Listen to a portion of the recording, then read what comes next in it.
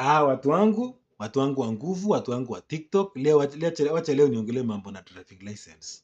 So kwa hivyo Watunguyas, unaweza kuwa unajua kuendesha gari na hauna time ya kwenda kwa darasa kwenda kufunzwa, ama wengine wanasemanga sasa naenda darasa kufanya nini? So kuna plan B inaitwa endorsement. Unaenda kwa any driving school, unasikia, any driving school, unafanya endorsement, alafu unaenda after 21 days, nini yako ina mature, unakuja unalipia exam. Mnaelewa? So ni hivyo Watunguyas bana.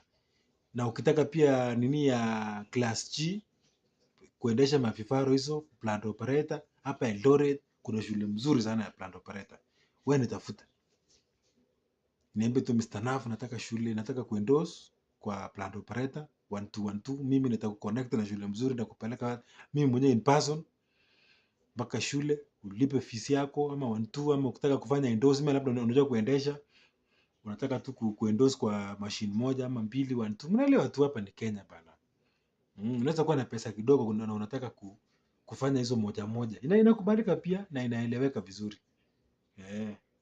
So Watunguyas, hapo ndio mambo na driving license. Pia kama uko na driving license unataka kuongeza class, labda uko na B, unataka kuongeza C ama C1, pia mnitafute. Kama kawaida, wale wa CV na cover letter niko hapa. Wale wa certificates kama za Kifa zinapatikana vizuri, wetu ni inbox. Wale mnataka kubook flight, wale mnataka kunipromote viatu, mimi nauza viatu.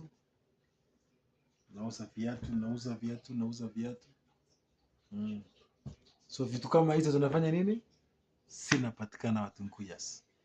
Be blessed na asanteni sana kwa kusimama na mimi wakati wote. Haya.